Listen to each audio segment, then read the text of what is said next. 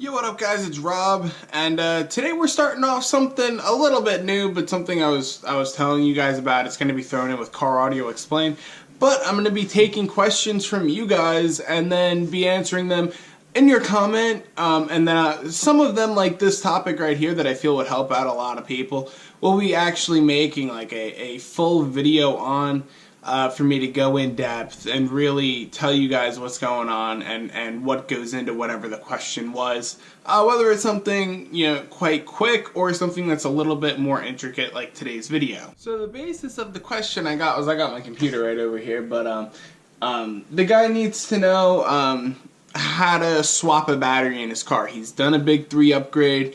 He has, I believe, around 1,000-watt system in the vehicle, and he's looking to be able to beef up the electrical system just a little bit more.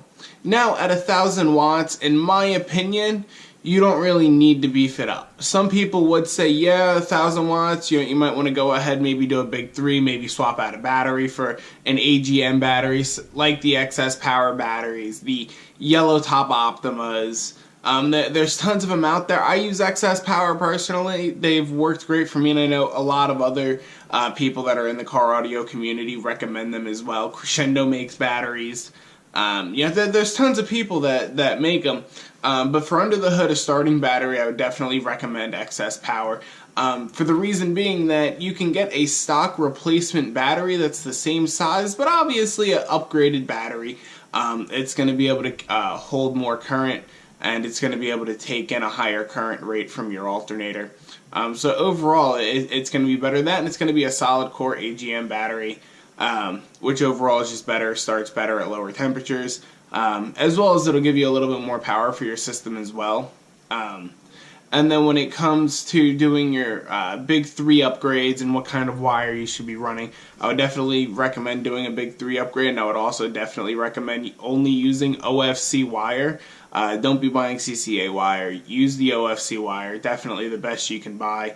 Silver tinned OFC is the best you can buy, but that's about $6 a foot for 0 gauge, so that's really expensive. But yeah, he was just generally asking me how to replace your battery. I was telling him that you want to disconnect your negative terminal first, then disconnect your positive, and to try to avoid touching that positive to metal, because depending on the vehicle, some of the components of that vehicle may have somewhat of a backup battery. More of on newer vehicles, most of the time you don't have to worry about it, but I would just recommend not letting that hit metal. I mean, nothing should happen, but if anything, you'll just get a couple of sparks. Me personally, I don't like sparks, so I try to avoid that. So, you just pop the old battery out at that point, take your new battery, put it back in the spot, reconnect positive, then your negative terminal, and then you're all set. That's all you should have to do. Then he was going on to ask me if he should get a bigger battery, a bigger group battery. And I was telling him it really depends on the vehicle. In his situation, he has a Civic. There's not a lot of wiggle room under the hood of those cars, and for the components that he would have to change, move, bend in a different way, I told him I really wouldn't recommend it for that vehicle. And most vehicles, matter of fact, I really wouldn't recommend you guys moving things, because if you need, you can always put a battery bank in the back of your car or somewhere else in the spare tire well. I've seen some people where they take out the back seats into a battery bank there and then their box behind that. It's all really personal preference where you want to put it, but I would recommend just keeping the stock size battery and then doing a battery bank in the trunk. If you're somebody that is also doing maybe a multiple alternator setup, where you're going to have to move around components under the hood anyway, then maybe look into seeing how much of a pain it would be to get a bigger battery under that hood as well. But that's for a completely different scenario than the one we're talking about here today. And I'm trying to think really if there's anything else that would really need to go into that when beefing up your system.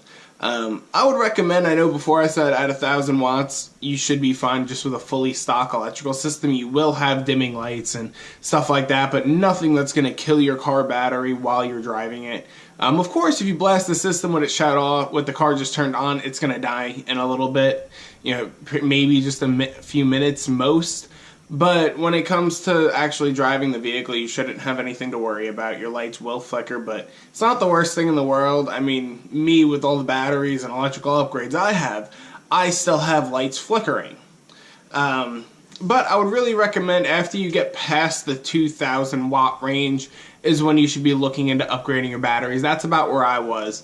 I upgraded my starting battery, and then I upgraded and got a battery in the trunk, and that's when I started building the battery bank that I have. I still do even need one more battery to really have what I need for my system. It's always an uphill battle though with car audio, guys. There's always going to be something, so don't try to rush into it. Really think about what you're doing so you don't have to change it, afterwards or have any problems along the way. It's something I learned the hard way, definitely, when I first started doing systems a few years ago. But as always, guys, please be sure to like, comment, subscribe, and all of that cool shit you guys do for me here on YouTube. This is Rob, and I'm out. Peace, guys. I hope you enjoyed. I got my own weed, sucker, so I ain't gotta hit yours. I'm talking straight Indo. Cali weed blowing like a Rastaman. Good seed straight from a